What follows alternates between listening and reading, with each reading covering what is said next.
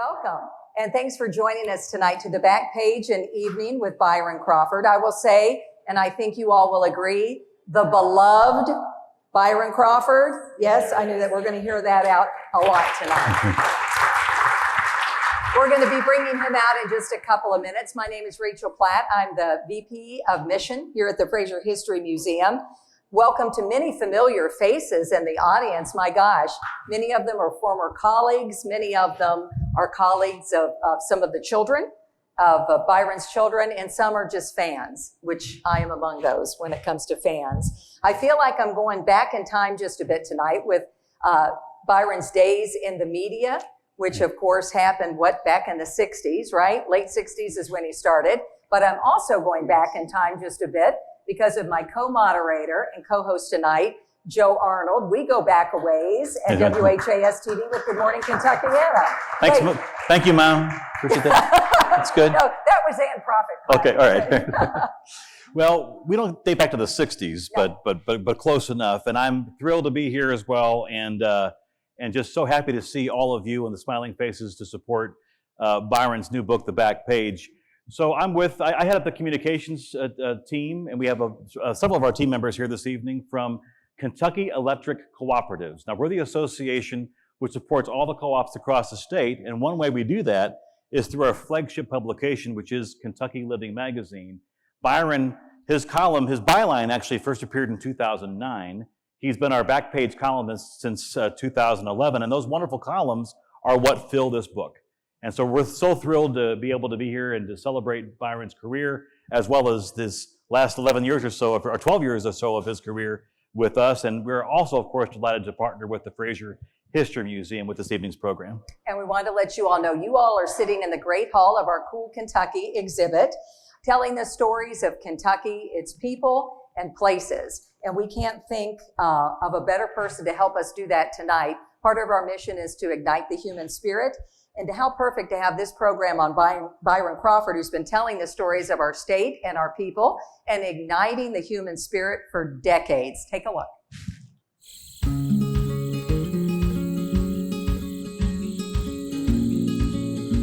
I think there is, among some of the population in Kentucky, a kind of a wistful yearning for some of the old timers, men and women, who could tell a good story and who could tell the old stories and maybe make them new. He's traveled more than 1 million miles across Kentucky. From the Courier-Journal to Kentucky Living, from WHAS radio and TV to KET. Swinging bridges are playful and full of mischief. They zig when you want to zag.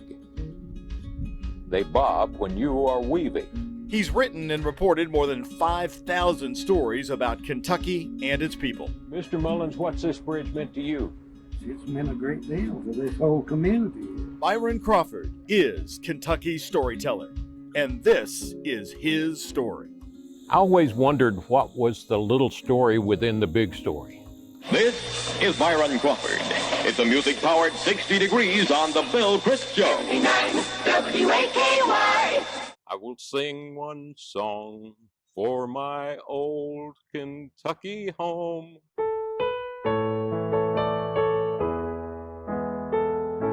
When Byron Crawford wrote our foreword to Home Sweet Kentucky, he said that David and Lolly Dick looked into Kentucky's eyes and saw clean through to her soul. But in Byron's case, I think that Byron took Kentucky by the hand and said, "Come over here, I want you to tell me a story." In the pages of Kentucky Living, Byron has done just that, each month finding simple truths and profound meaning in the real-life stories of Kentuckians. And I want this back page to be the people's chance to tell their stories. I'm just the guy who takes down the notes. He's been devoted to Kentucky. He would never leave. He had job offers everywhere. He would never leave the state. And I think he loves it. And I think Kentucky loves him. It all began 29 years ago. I was born in a small town in central Kentucky. Nobody really thought I'd make much of myself. My parents really didn't have that much confidence in me. The teachers really didn't think I would do that well. Remember, whenever important news breaks, It was about 1964 when I really began to. So I humbly take that mantle of storyteller, and I'll run with it as long as I'm able to run. Then I'll drag myself up to the laptop and write another one. Well, there's only one person who can tell Byron's story best. That, of course, is Byron Crawford himself. And, of course, no one can really tell a story quite like Byron. So let's please welcome Kentucky's preeminent storyteller, Byron Crawford.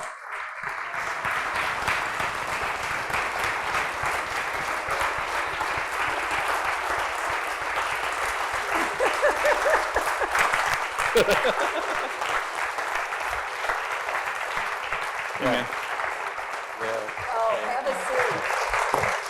Well, I had to laugh because when people kept pouring in and where people were calling me when we sold out and say, can I get tickets? I think it was 2 weeks ago when we were on the phone and Byron says, is anybody going to show up? I said, what do you think now? You'd be lucky to get a quorum, I thought. I said, oh, we've got more than a quorum. Many people called. I've even found connections tonight with people who drove in 2.5 hours, didn't have tickets. They're in the book. So people just come from all over the state to see you tonight. I hope you feel the love. You know, I used to watch This Is Your Life with Ralph Evans. And I know how those people felt now. Is there anyone in particular that makes you the most nervous to see out there? This was all the idea of these two, to have this big fanfare build up to introducing me and to come out. I should have just been sitting here the whole time and enjoying it. We wanted an But I was listening. That's right. We're going to get to your career and how it all began in a couple of minutes. We want to point out the images that you're seeing behind us tonight. They're going to take us through different stages of Byron's life and Byron's career. You are a Kentuckian through and through, your upbringing and your family in Lincoln County, the career that has spanned decades in radio, TV, newspapers, magazine, online. Are you on TikTok? Your beloved family. But first, if you had to say, Byron, let's start. What has resonated with you and your audience all these years? What would that be? I don't know. I think there's been a thread of humor in a lot of what I've written.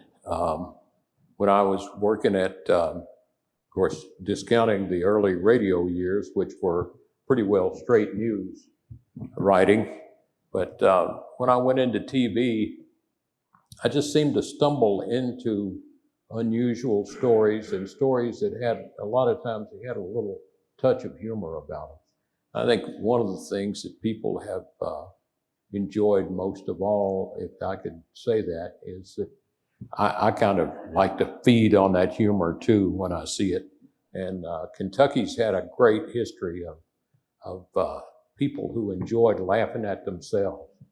And I don't know if that still exists, but when in my growing up years, and then when I started working, I found a lot of people who would call me and tell me funny things that had happened to them. And so they were willing for me to write it, and the readers loved it. So I'd say that's one of the mainstays. We were also going to talk about the fact you've done so many different mediums. You've done radio, you've done newspaper, you've done TV, public TV, and books.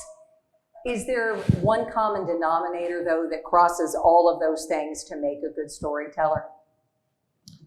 Well, I think you have to have, it's kind of like wood carving. I think you have to have a good piece of wood to begin with. And I always just try to find a good piece of wood, and then I keep whittling on that piece until, I knock some of the rough edges off and begin to get a form of what I'm after, and perfecting it a little bit and smoothing it off. Of course, you don't always get perfection, I know, and you like to do that, but the time limit that we have in news, and I see there's some journalists sitting here tonight, and print and broadcast, and so we're under a time constraint too.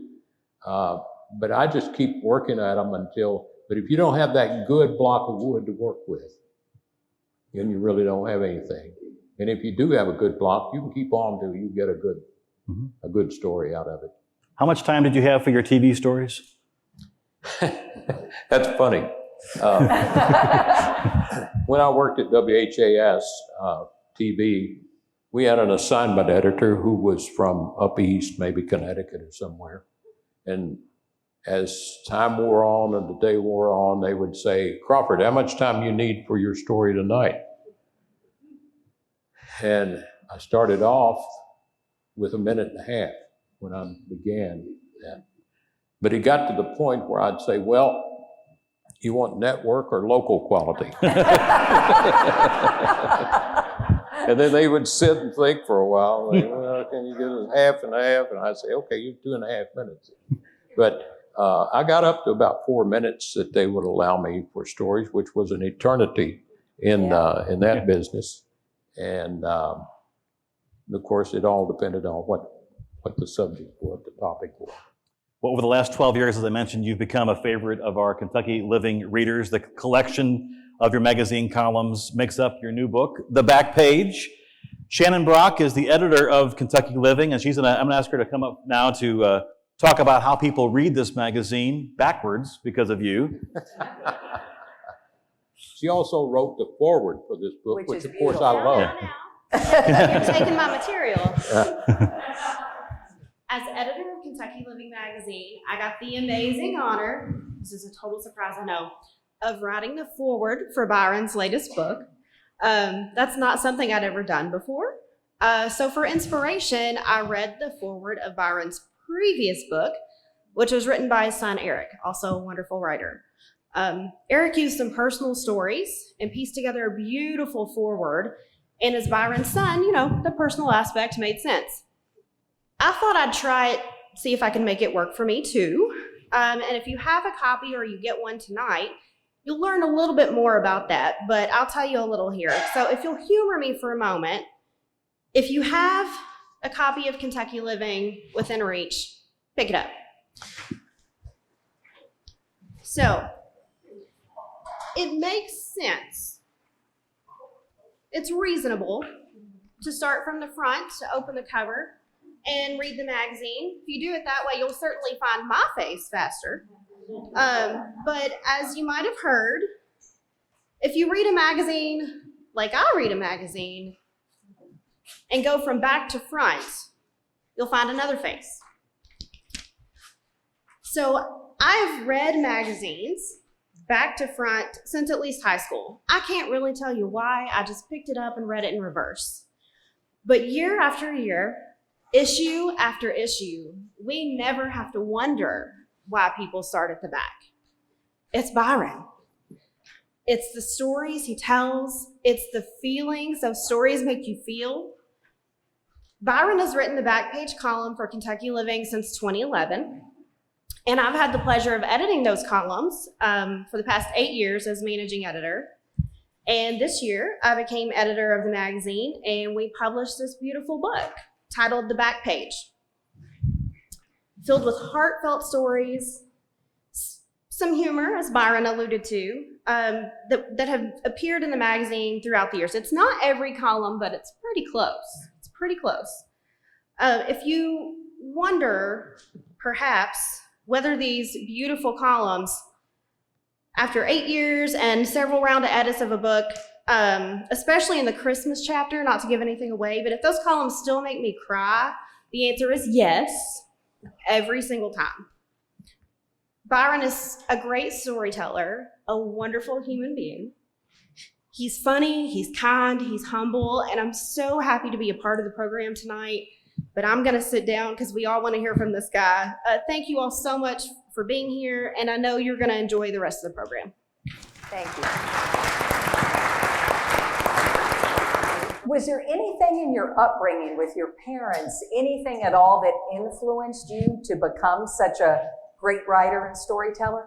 I don't know about the greatness factor, but there were storytellers in my life from the very beginning.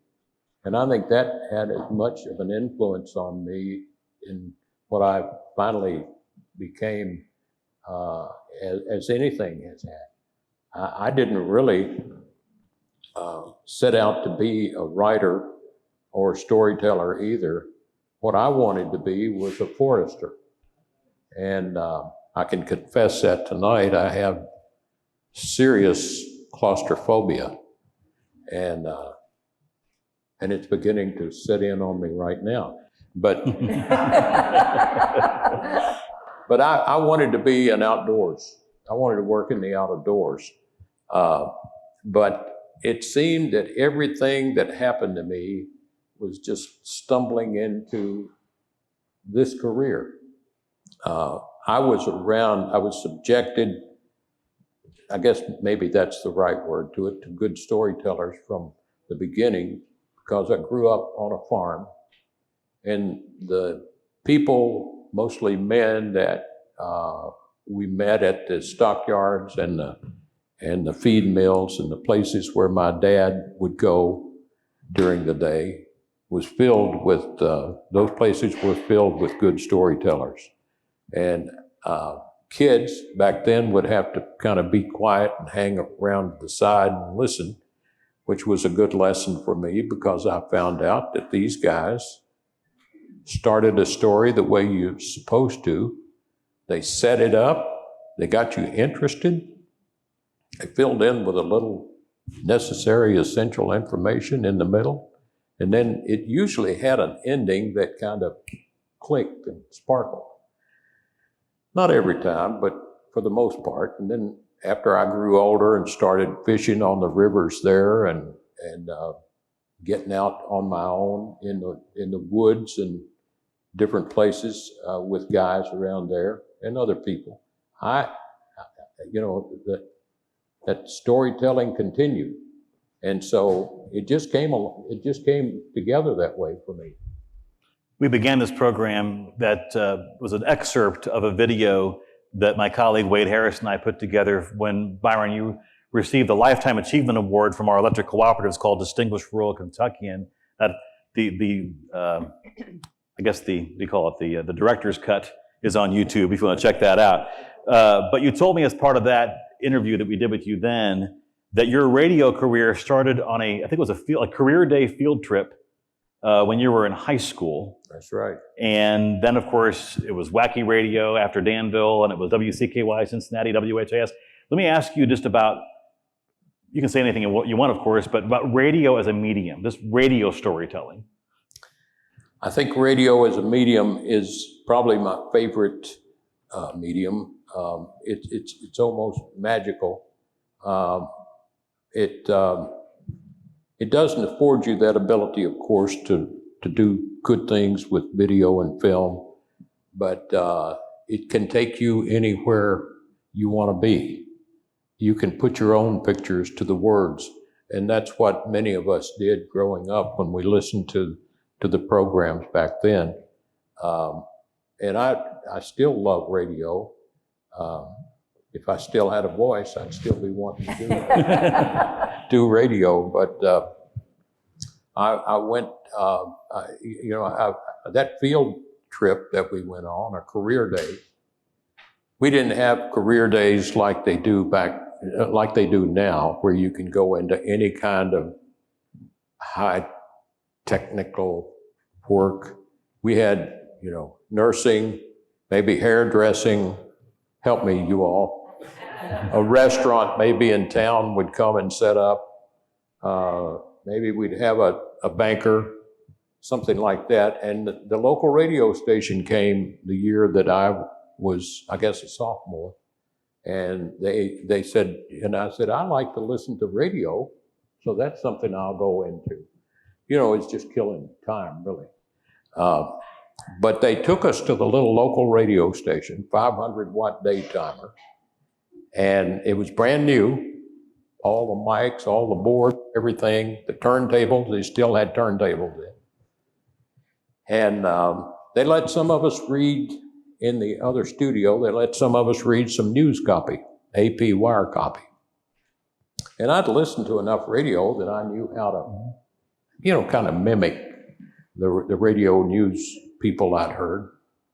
So I read it in that style, and the guy said, "Hey, you might have," my voice had already, I guess, changed at that time. He said, "You might have some potential here." He said, "How'd you like to come back and just hang around and watch and maybe get your third phone?" That's what you had to have then to read the meters.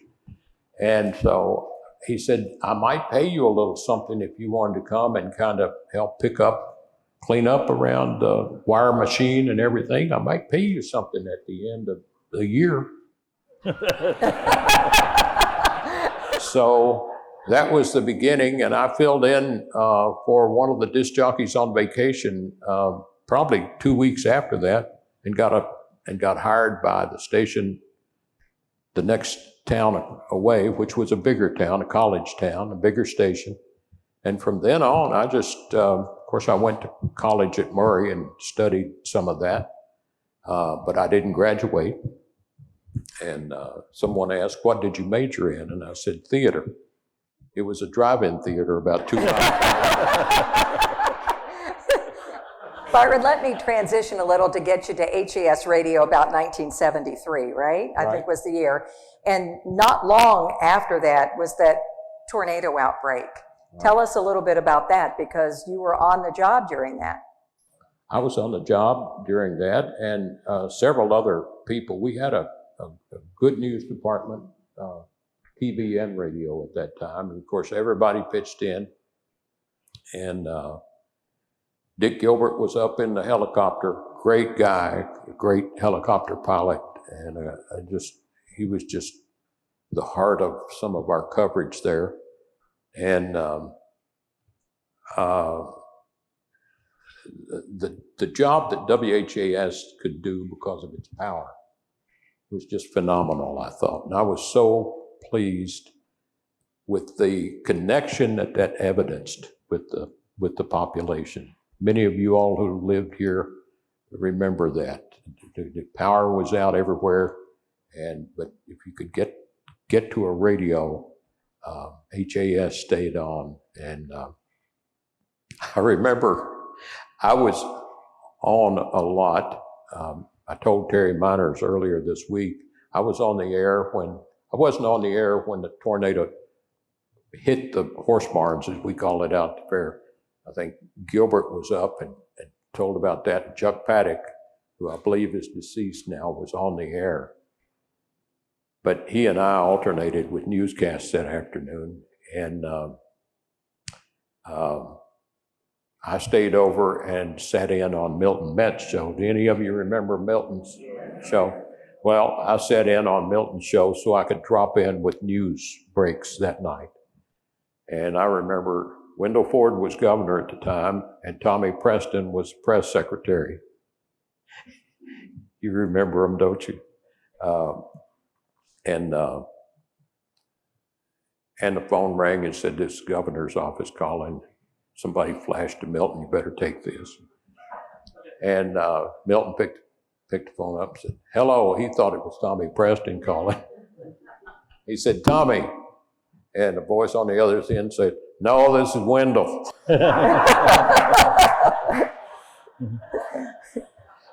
Funny how those little memories like that float back to you. Mark Hebert could tell you more good stories on those people than I can, but anyway. There are a lot of good storytellers in this room, that's for sure. Yeah. Let's talk about when you transitioned to WHAS TV. How did that evolve into you finding these gems of stories and traveling out into the state? Yes. I think I really moved over to TV pretty much because that tornado coverage opened up doors for many of us who worked at the station. Dick Gilbert began to come in. Here he was, traffic copter pilot. He began to come in and do the weather. They wouldn't have that now, but he was doing the weather. I was even co-anchoring the news. They even offered me a job as a regular nightly anchor on the news. which I could have never, with this claustrophobia, I could have never. And others of us evolved into other areas of news. But after I started doing legitimate, I'd call it, TV news, I began to get interested in these little feature things that people would call me about. And the more I did those stories, the more people seemed to enjoy them. And then we hit a ratings period where we always look for one of those hooks, you know, a little series that we can do. Fred wished he had The Weekend Gardener. So we ran, I don't know, like a week or two of Weekend Gardeners. And then I had already started Side Roads, or On the Road. CBS gave us permission to use On the Road because we were a CBS affiliate at that time. And of course, Charles Kuralt was doing On the Road, but they gave us permission for me to do it. And they did a week or two of my On the Road stories for the ratings period. And that just blossomed into Fred having that regular program, including a 30-minute show. And I had a 30-minute show once a month, a compilation of what I had done on the nightly news. And, you know, they would have taken a piece every night if I could have done it, but we produced about 3 or 4 Side Road stories a week. Did people find you or did you find them? Both. I would walk into a country store sometime in the state and someone would have written a phone number and name down on a paper bag, a brown paper bag. I got mail from people and phone calls from every kind of a way you could get a message. We got home one day, Jackie and I had been to, and the kids had been to, I don't know, let's just say Kmart back then. We pulled in and we lived out in the country. Andy may remember this. You remember the day we came home? It was a weekend. We'd been to the store somewhere, shopping center or something. We pulled in to our little place in the country, and there were 3 cars sitting in the driveway. The occupants of which were unfamiliar to the other car. I mean, none of them knew each other, but they were waiting on us to get home because they had stories. People would bring stuff in jars and say, "Have you ever seen anything like this?" Or they bring something that they had made out of wood and say, "Look at this," or "Can you tell me what this is?" You know, "I bet you don't know what this is." And if they could, they'd just sit down on the porch and stay. And it got to be, in a family situation, a little bit difficult. And I felt bad about the children and Jackie. I don't know if I ever expressed that to them or not, but I think I did, at least to my wife, Jackie, who passed away, by the way, last Christmas. And gosh, what a pain that's been to deal with for, I think, all of us. But anyway, because they wanted to talk about stories, you know, and you almost had to be there to let them ramble on. I'm going to ask, we'll talk about this story. I want to show it. I don't know if he found you or you found him, but this is one of the oddest stories that I've seen. We'll take a look. Homer Luster III lives here with his family in the Green Hills near a little settlement called Mount Salem. Homer has only one claim to fame. He can imitate a chainsaw.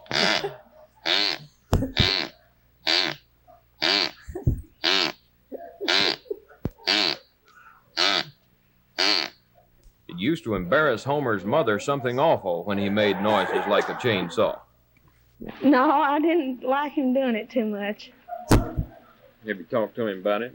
Yeah, I got after him, tried to stop him, but he seemed like to do it so good and people like to listen at him, so I just about gave it up and let him go with it. Let him keep on sawing logs. Yeah. It won't start, will it, Homer? No. Well, see if you can prime it a little bit there. Give it a little more gas there. Maybe it'll start.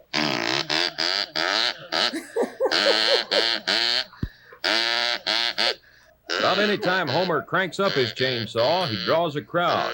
Brothers, sisters, kids from up the road, and neighbors like Clayton Thompson. He's got that chainsaw down pat, exactly. I guess everybody in the country here knows he's a... Oh, yeah, everybody knows Jude can do the chainsaw. I've given many quarters just to hear him do it. I was just about ready to say goodbye to Homer when he grabbed his make-believe chainsaw and attacked a young oak tree.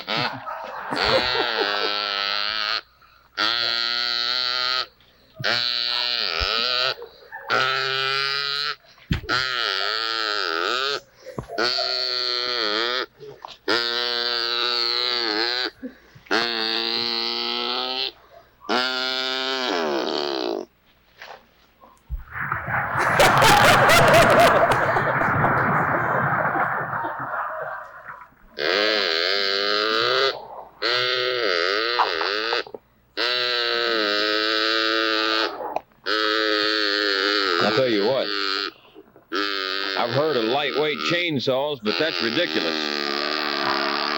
Byron Crawford on the road with Homer Luster III, the chainsaw man in Casey County, Kentucky. Shut that thing off there, Homer.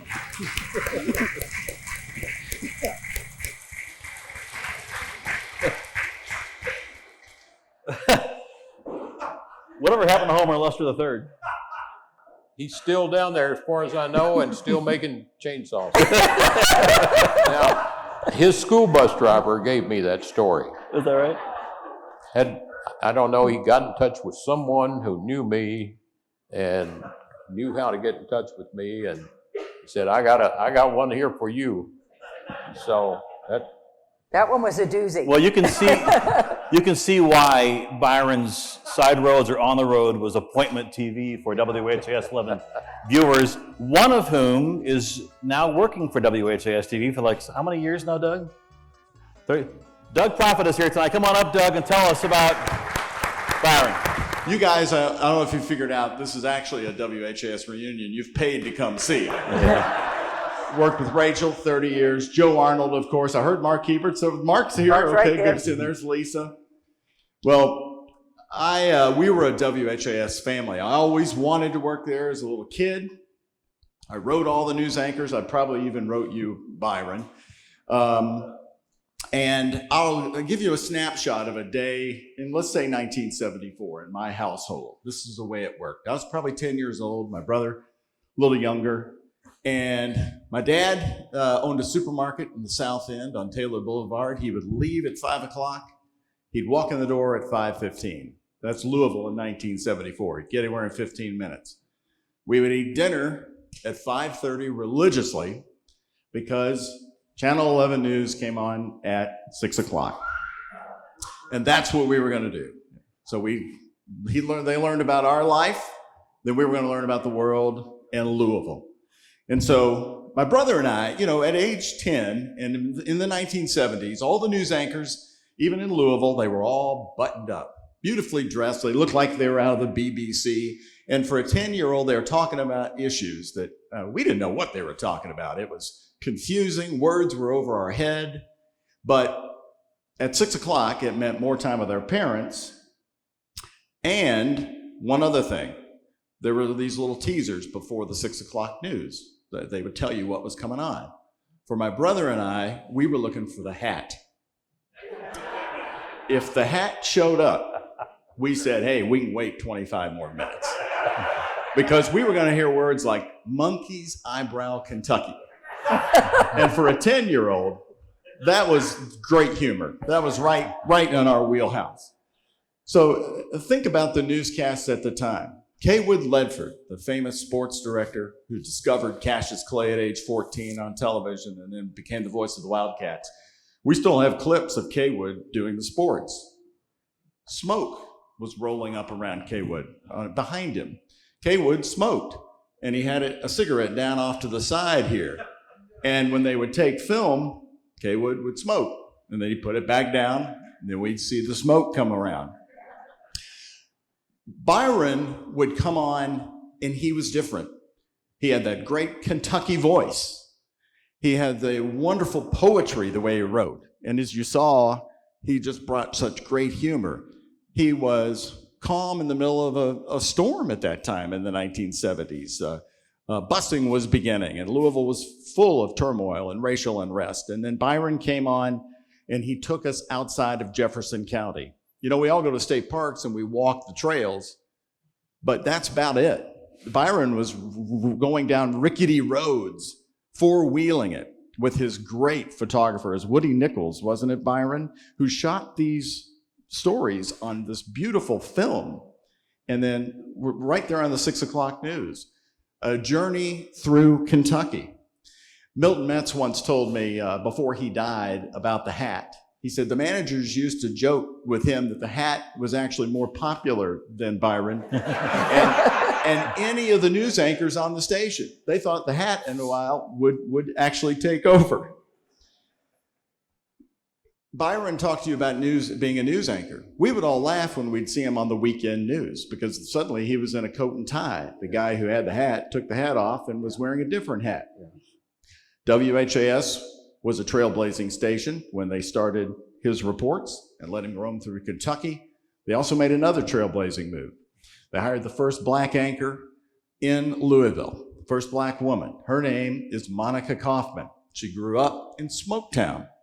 Monica left WHAS in '75. She co-anchored with Byron to take less money to go to the #1 station in Atlanta, where she went into a further segregated South, got a lot of threats, but ended up becoming, after a long, almost 40-year career, one of the most popular news anchors, local news anchors in America.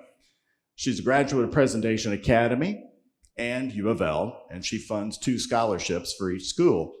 A couple of weeks ago, she came back to Louisville, and I sat down with her for a story I'm working on, and I had to ask Monica, hey, what'd you think of this Byron guy? Byron Crawford. Oh my, the country boy himself. You know, I've always loved Byron because he could tell a story that made you feel like you were there. And he was Charles Kuralt before Charles Kuralt was.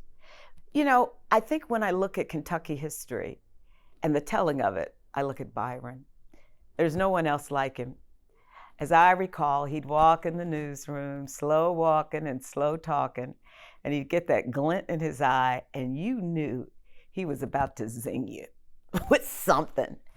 Great sense of humor, great writer, down-to-earth interviewer who could get anything out of anybody with that Kentucky twang of his.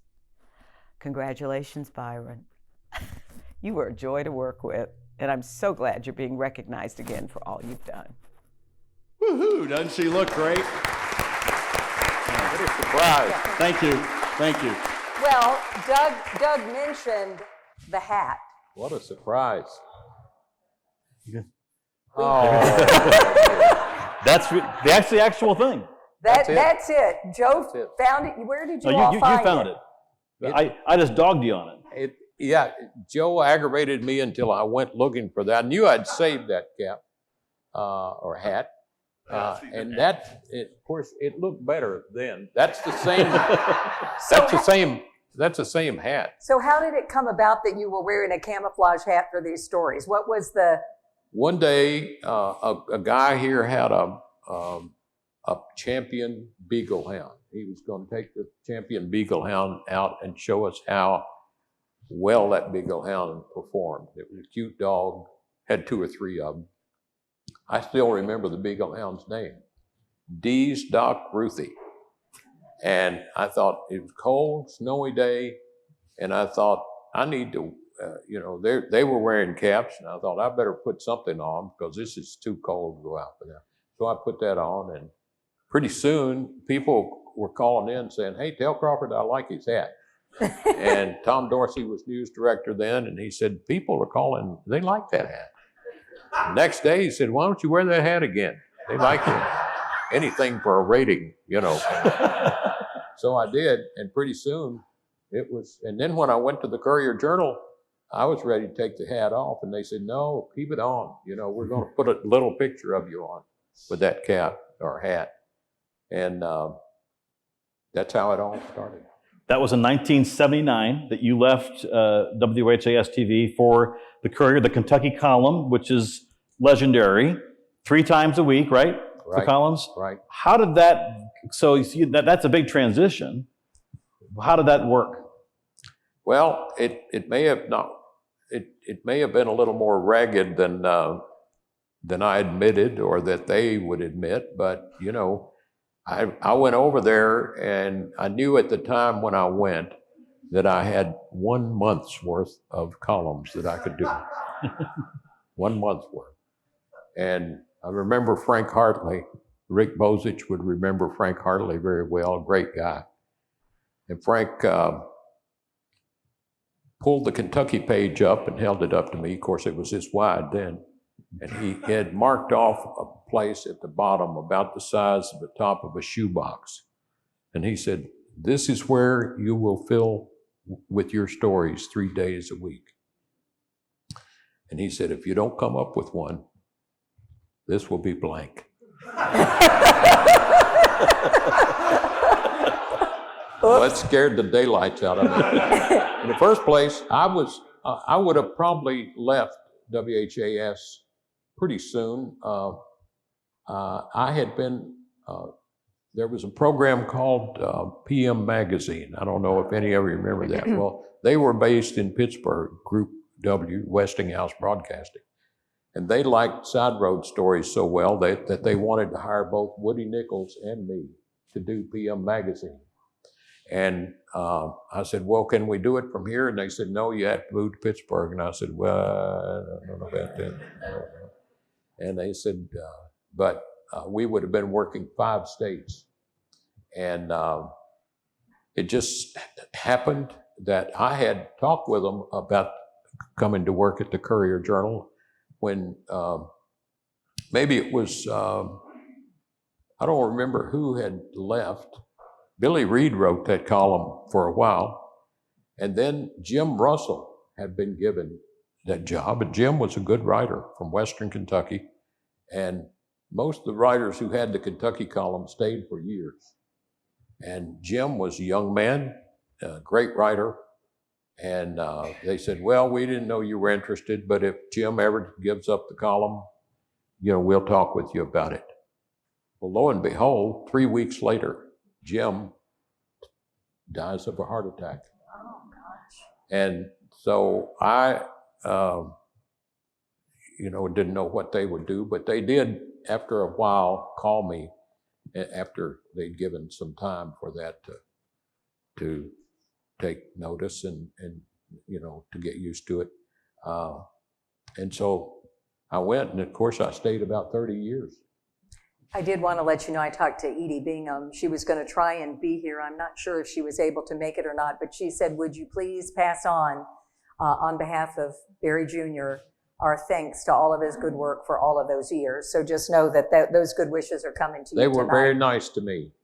And Mr. Bingham Sr. was nice to me. He would write little short notes to me saying, you know, I really love this column, something like that. And that meant a lot to someone who'd never written even for anything before. I didn't even write for the school paper.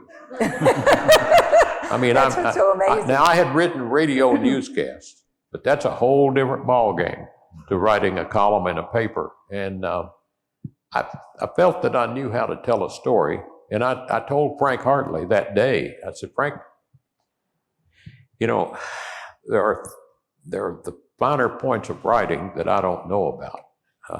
He said, hey, we got all these copy editors here that know where to put a comma. We want somebody that can tell a story. And that's what you're here for, is to tell stories. I learned a lot from just watching what the copy editors would do to my column and the questions they would ask me. They didn't mess with it a lot, but sometimes if they saw something that I should have seen or thought about, they'd bring it to my attention. And over a period of time, I got better at the craft from what the copy editors, and we had some really good ones at the paper. And they made me better as a writer. So. Would you do us a favor? We're going to hand you the book. I don't want to say your favorite column because that's like choosing a child. You just don't do that. Pick one that you would like to read and tell us why you chose that one. And would you read us one of those? Do you all have a favorite? Well, it's tough to say. The what? It's tough to say.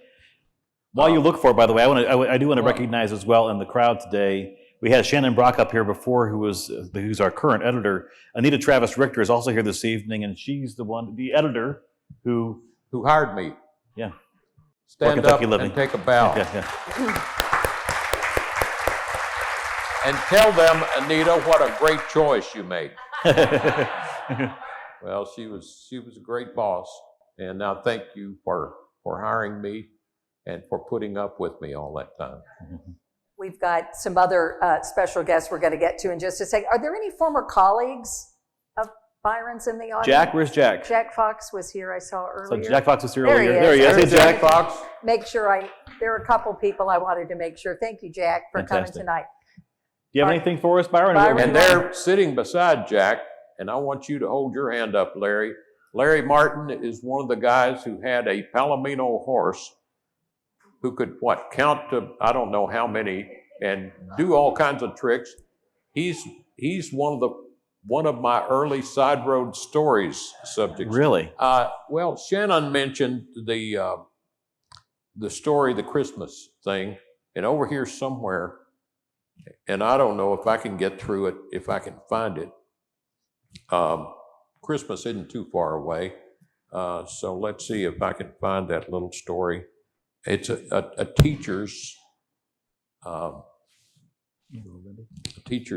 while you're looking for that. You look for that. Take your time. While you're looking for that story, we have a very special guest with us this evening, Secretary Lindy Casebeer, the Secretary of Kentucky's Tourism, Arts, and Heritage Cabinet. We have a little bit of an unveiling tonight. So, Secretary, if we could have you come up, I'm going to go out in the audience to do the unveiling at the end of your talk. Byron, it is a real honor to be here for this celebration of you and your work. You personify Kentucky. With every story you write, you capture what makes Kentucky, Kentucky. If you're counting, it's more than 5,000 stories told by Byron Crawford. If you're counting, he's visited every corner of our state by traveling over 1 million miles, and no area has been untouched by you. Those numbers are impressive, but what can't be counted or quantified is the impact that you've had on the arts and heritage in our great state.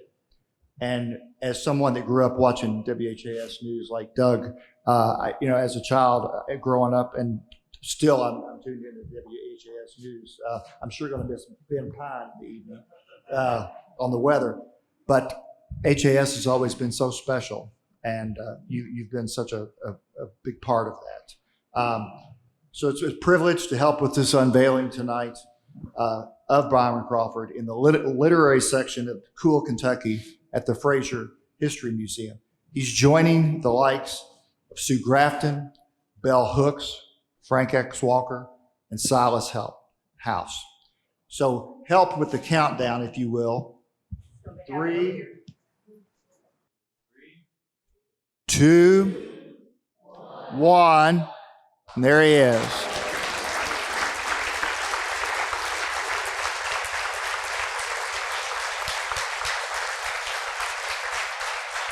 See you guys later.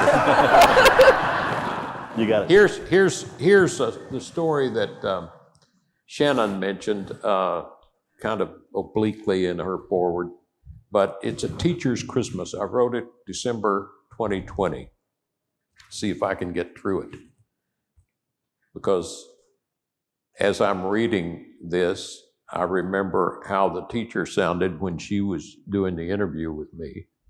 And she got very emotional about it. So Christmas was just around the corner, and despite hard times in the once thriving Harlan County coal mining community of Wallens Creek, The first graders in Judith Hensley's class at Wallen School were aglow with excitement. Their Christmas tree was strung with decorations they'd made or brought from home. Their imaginations warmed with Christmas stories and songs of the season. It was the early 1980s. A sharp decline in coal production and slow recovery from a devastating flood some years earlier had dampened spirits in Wallens Creek, but not the evergreen enthusiasm of these first graders. Judith, a divorced mother, had been teaching only about 4 years and remembers her students that year as a wonderful group of 25 children. Some of them reminded her of youngsters she had seen in The Little House on the Prairie of the Waltons television series. Her budget was limited, but she made sure that every child in her class had treats and a small gift or two under the tree, maybe a coloring book and crayons, a small toy or jump rope, and often whatever school supplies they seemed to need. While some students were naturally outgoing and the center of attention, the little boy who often caught Judith's eye rarely said much. His name was Roger. I could always look at him and tell what he was thinking or feeling, she said. He just wore his heart in his eyes. He was such a sweet little guy. Tough as nails, but he had such a good heart. Although gifts for the teacher were not expected, as the school's Christmas break drew near, some children gave Judith gifts, perhaps a piece of fruit, a pencil holder, or another small item. The day Roger brought his present up to my desk, no one else was around, she said. He stood there at first and wouldn't say anything. He had his hand behind his back, and I said, "What do you got there, Roger?" He looked at me, and I could tell there was a little bit of nervousness and that he was a little bit scared, but with a whole lot of love, he brought his little hand out from behind his back and said, "I brought you a present, teacher, and I wrapped it myself. I thought if you didn't have one of these, you might need it." Well, the present was wrapped in a scrap of Christmas paper, held together with black electrical tape. It was about an inch or an inch and a half long, and when I opened it up, it was a safety pin. That's still one of my all-time most precious Christmas gifts ever, she said. At the time, we weren't afraid to touch children. So I grabbed him, wrapped him up in a bear hug, and hugged him with all my heart, and told him that was one of the best presents I ever got. Every time I retell the story, I want to cry.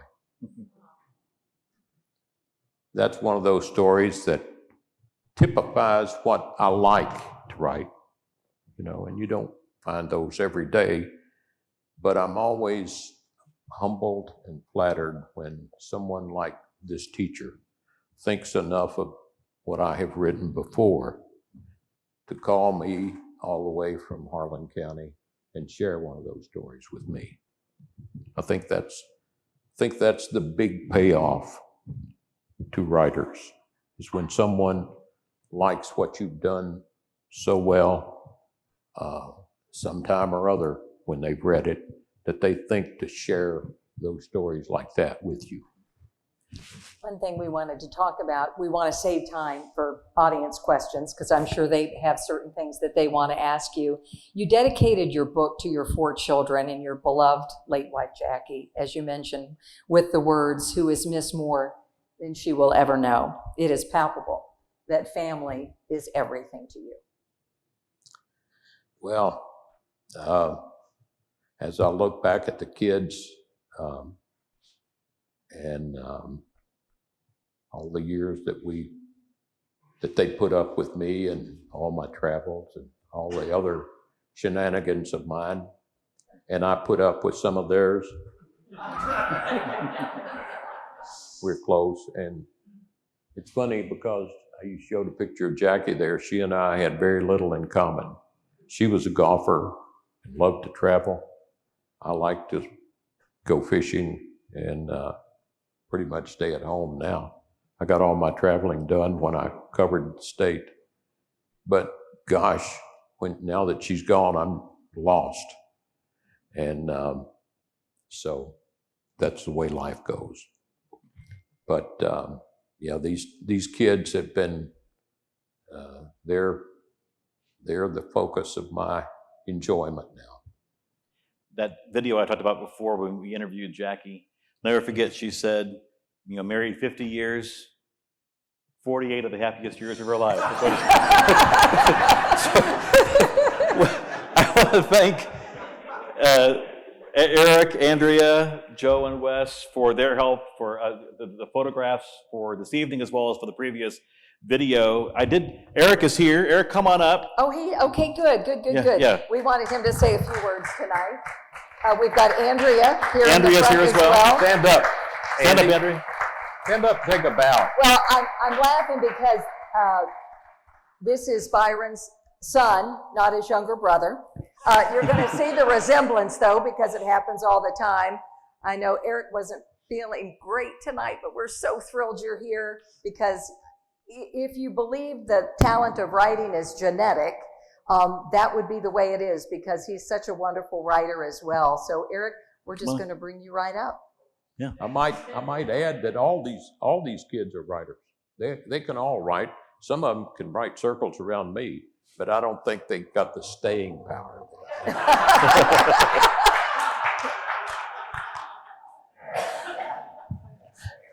I just got here. I saw you. Thank you for coming. Andy said, my sister Andrea said, "I'm so glad you're here." And I thought, well, isn't that sweet? She said, I was going to have to talk. I'd already gone to Andrea as the backup, sorry. Well, she's not the backup. You'd have gotten better. But,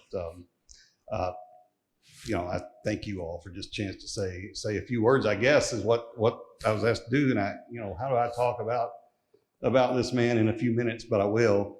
I think the best compliment professionally I ever saw anybody give him was the late legendary CBS newsman Charles Kuralt had watched one of his TV stories and noticed that his shirt tail was out, but said that it was a rare reporter who cared more about the way his subject looked than the way he looked.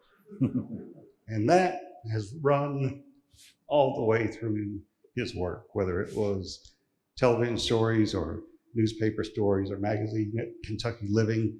This book, you can read it, you could tell it when you heard that story. He had such a great care for the person he was writing about. But I'm here to tell you what you already know. There's probably nobody here I can tell anything about him. I thought for a minute he was going to go through and introduce each one of you as he went through. He probably could. But, I can't tell you whether it's, going to the funeral visitation of maybe a family member or somebody he's known for a long time, or somebody he wrote about years ago, or, visiting the nursing home, or finding somebody out on a walk one day and befriending him and taking him to the doctor, or telling me one day, I'm going to lunch, I met this guy 20 years ago when I picked him up on the side of the road when his car was broken down, and just happened to be going to lunch here recently. He doesn't just, it's not just about the stories to tell, he cares about people, and it shows as much as all the work he's done. That is a great legacy of his. I think, some of the best years for me professionally, we were writing columns at the same time at the Courier-Journal, and they came out on the same day. And we didn't see each other anymore in that time. We probably talked a lot more in that time. I was just starting to kind of transition from being a reporter to writing columns, and it was a running joke that, well, that's a good story, but if you were a columnist, you'd realize just exactly how hard this is. And I fired back. I wrote more stories, but he wrote better columns. And when I got a whole new appreciation for him when I had that task of filling that hole those many days a week. But we had fun doing that. I think we just talked about my mother, and I can't stand here without thinking about her. It just doesn't, it doesn't feel real. So I'm still little. I don't know how you made it through. But I know that were she here, she might not say it while she was here, but she would either say something in the car on the way home, or once you got home in the seats, that would take him down just a peg or two. just a little. Not a lot, just enough to kind of bring him down to where he was right when he walked in the door. That's right. Tonight. And it could have to do with grammar. Yeah, well, yeah, it could be. She had one mistake up there. It would be something. But Dad, I love you. I've been working with words long enough, to know that I don't have the ability to arrange them in the right way. To talk about just the admiration and respect and how grateful I am to have had that blessing to have you as a father. And I'm sorry to be emotional. I've been kind of getting over a stomach bug all day, so that's not the only reason. But thank you all. I want to thank you all for the opportunity, and thank you all for loving his work and being here for him. Thank you all. Thank you so much.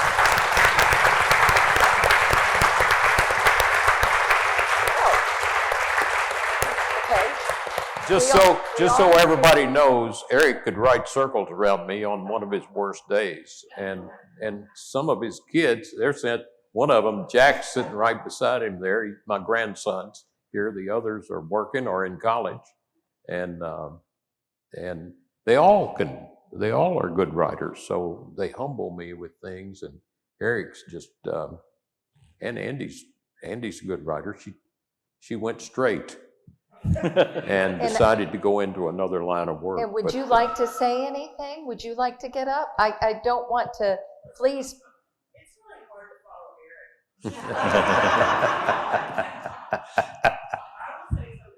follow Eric. Okay. Andrea. So it's really hard to follow my brother, and I have done it a couple of times, and it's not easy. But I did want to get up here and say this. I did not go into writing. I enjoy it, but it wasn't my calling. But I will say this, the sort of path that I took in my life, there were moments. I'm so glad you told the story about Frank kind of showing you this blank page on the paper, because I also ended up getting an opportunity sort of later in my life doing something I wasn't sure if I could be successful at. Someone believed in me, but I wasn't sure what that would look like or feel like. And you told me that story.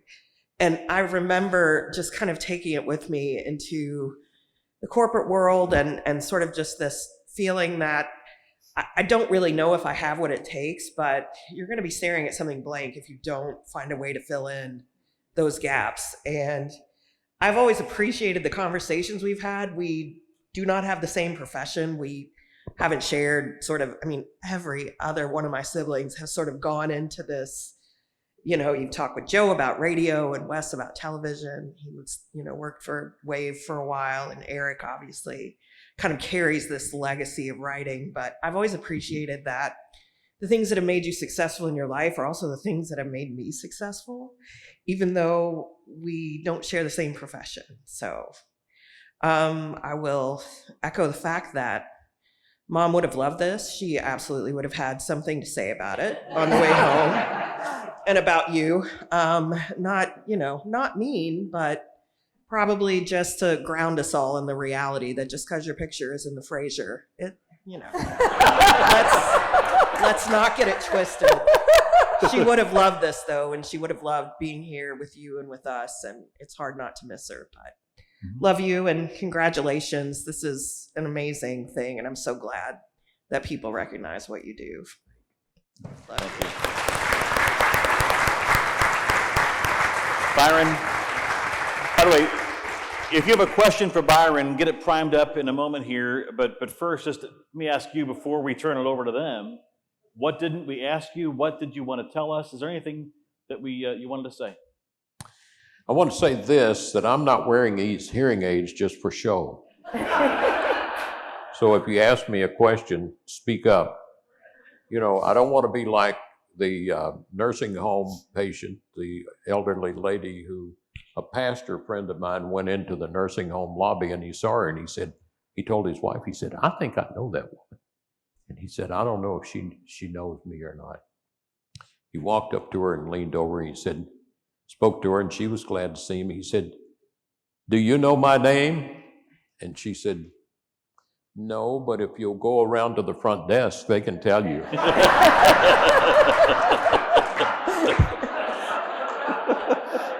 Don't make me answer you that way.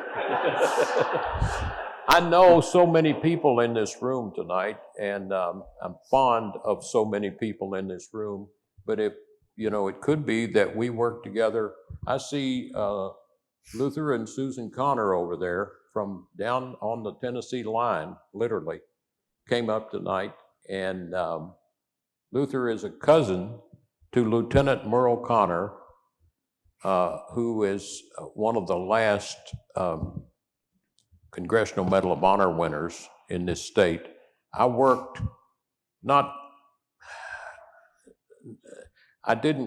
on a one-man crusade for this, but I wrote more about Luther's deserving Medal of Honor status than I have almost anything else over the years. And finally, after, how many years did it take, Luther? 21 years. It all started with a Green Beret from Wisconsin who found the records, and Connor had saved his uncle at Anzio Beach or somewhere. And it was just a wonderful story.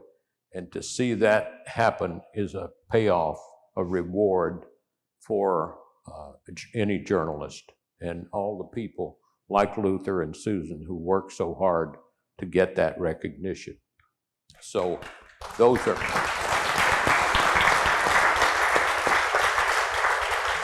the stories that the rest of the stories, you know. And you saw I noticed on the screen while Joe was talking a while ago that they showed me interviewing a fellow named Willard Sapp, who had a store right down the street. It was kind of a junk store, you know, just antiques and junk way back.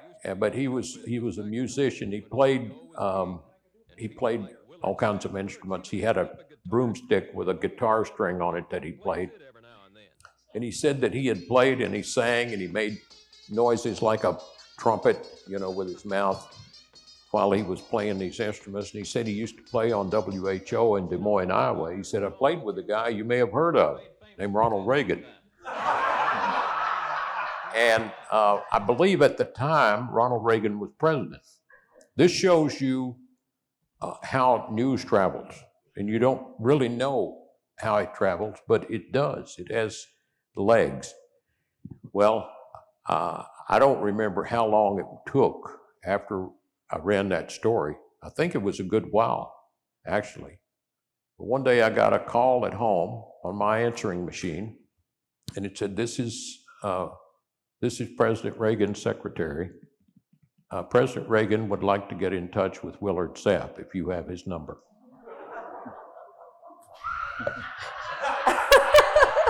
I didn't talk with President Reagan, but he had somehow gotten that story that Willard was here, and he wanted to talk to him.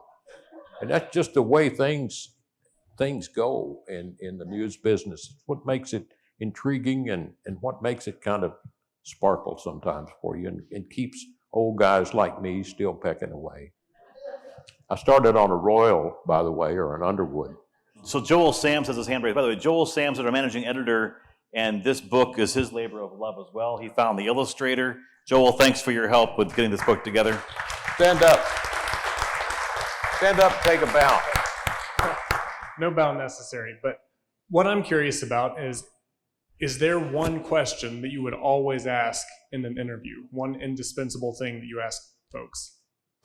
I like to, on many stories, it's not an indispensable question, but it's my beginning question usually, and that's, what was your childhood like?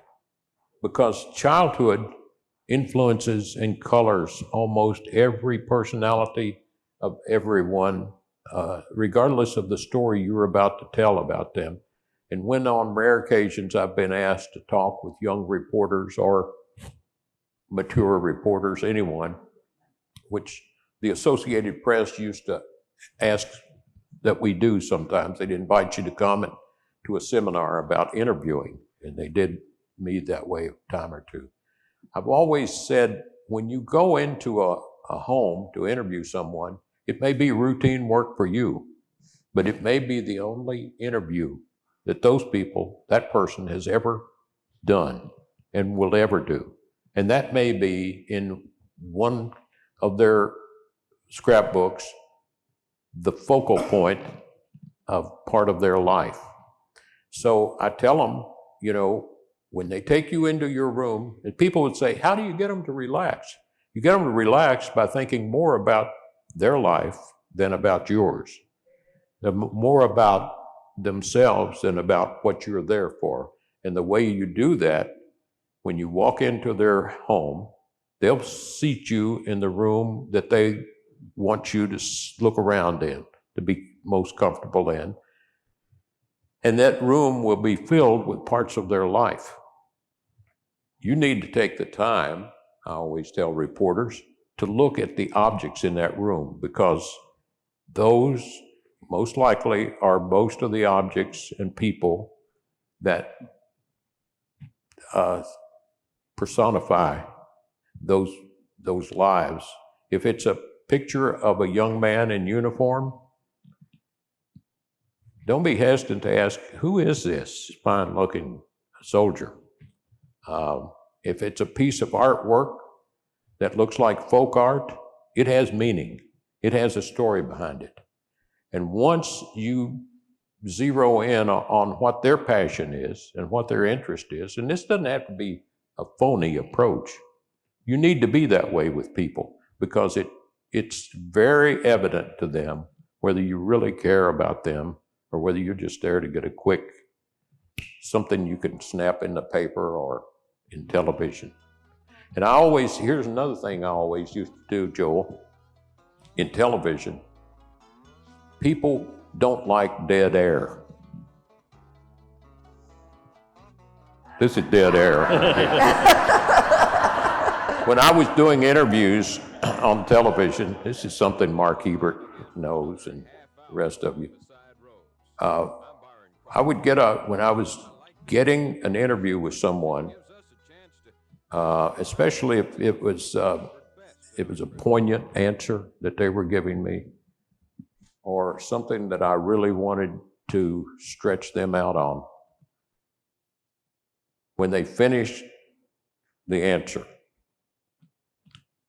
I would just not say anything. I wouldn't jump in with another question.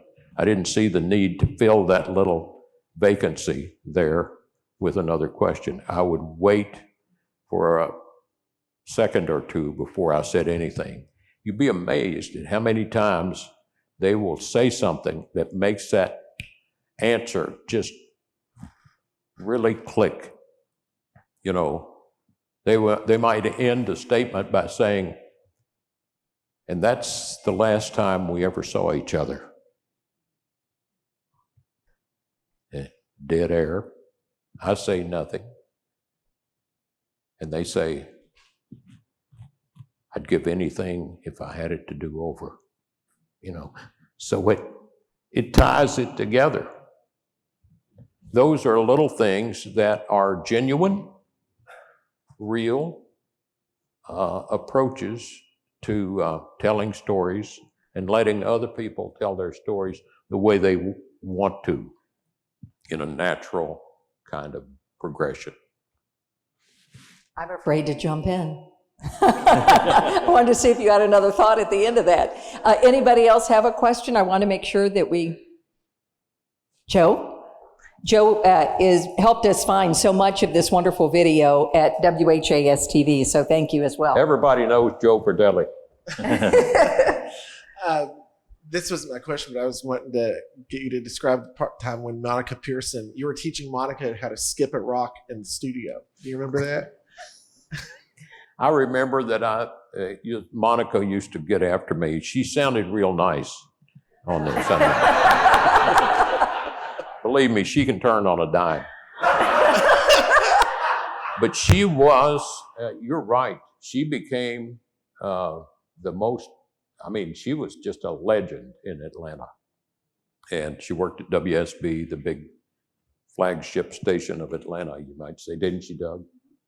And she had a great sense of humor, and she gave me a hard way to go, but I was showing her how to skip a rock in a river or a stream, and I showed her. This was on camera, wasn't it? Yeah, it was. We have. So I picked up an ashtray and went like that across the thing. Of course, that's enough to get me out of sorts with people. I was wanting to ask you how to expand on how did you make that transition from a straight news reporter to features? Like, I'm sure your first feature wasn't on the road, was it? How did you first, were you just interested in a character you liked? They had me doing education reporting for a while at WHAS. I did straight news reporting during the busing riots. I was out on Preston Highway in the middle of the riots, and some drunks were standing out there. They were already well lit, and I was trying to pacify them with things.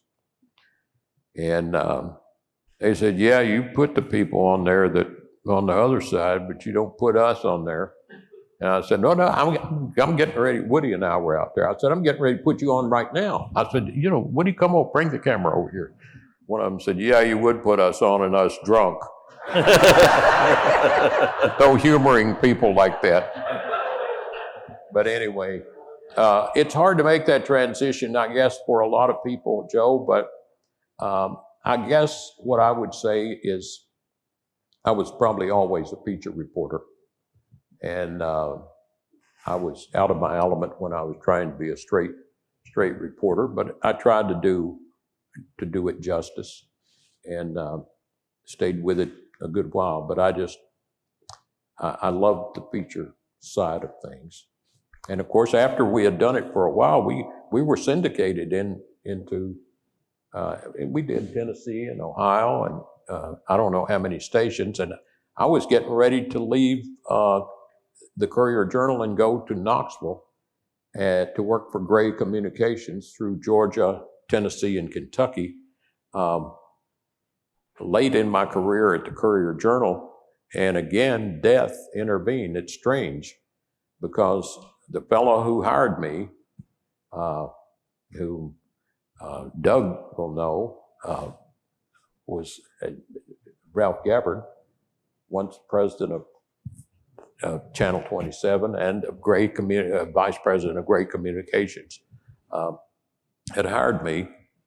Jackie and I were in Knoxville, had already picked out a home. We were down there having dinner in Knoxville, and somebody called and said, "Ralph Gabbard, the guy who just hired you for Gray Communications, just dropped dead of a heart attack in Boston."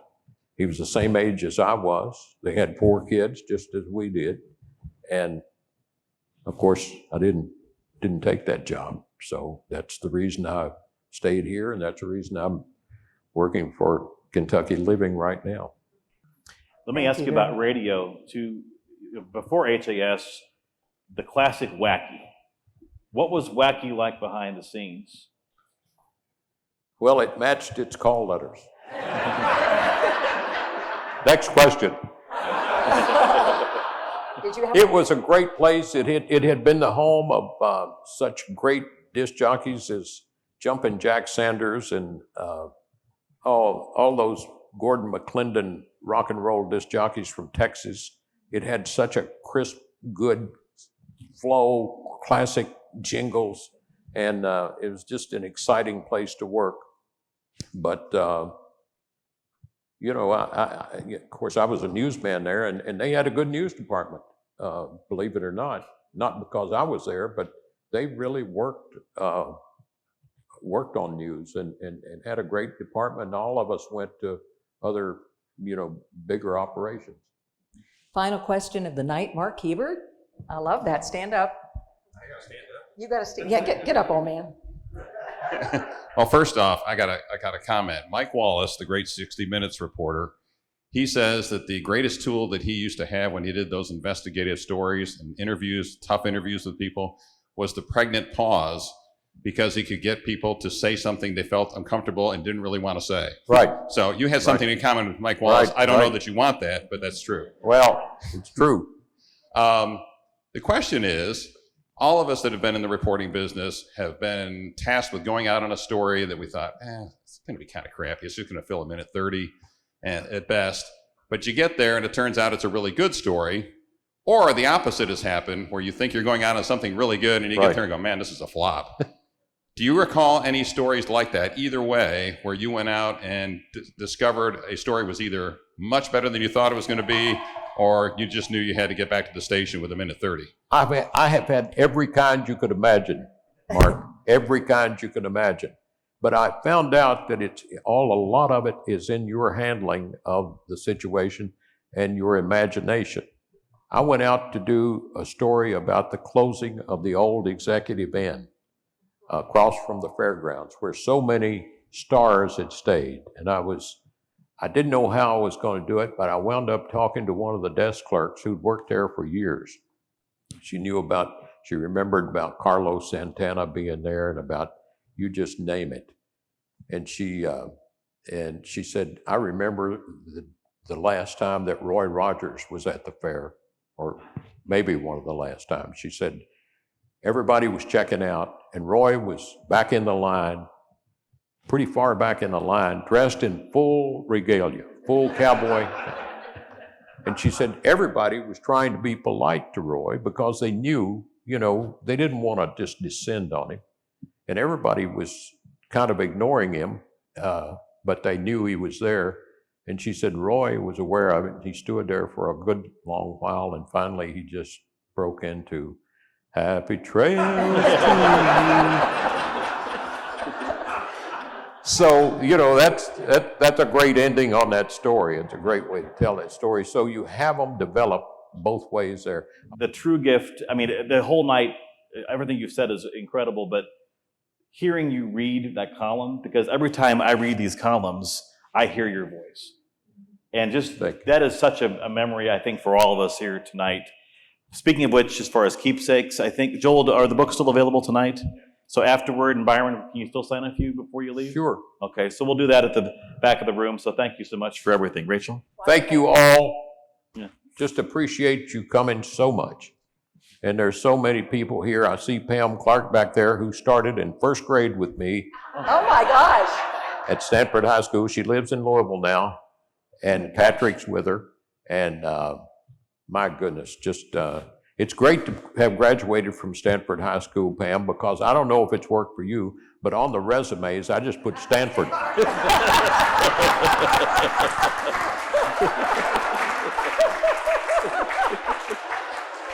love that. I did want to just a couple housekeeping things. Thank you, Joe. What a great partnership. Really appreciate it. If you'd like to become a member to the Frazier, QR codes in the Kentucky Living magazine. I have to give that shameless plug. These are the kinds of programs we do, and we can't thank you all enough for being here. Also, Shannon Brock, Doug Proffitt, Secretary Kay Spear, thank you so much, as well as Eric and Andrea. Thank you all so much. We really appreciate it. And Jack. And Jay. And Jack. And Jay. Yes, everybody, the whole family up here. That's right. And Matt Snyder, Andy's friend. Yeah, that's right. Hey, Matt. And we'll take the second row. Thank you all very much. Have a great night. Thanks, Byron. Thank you.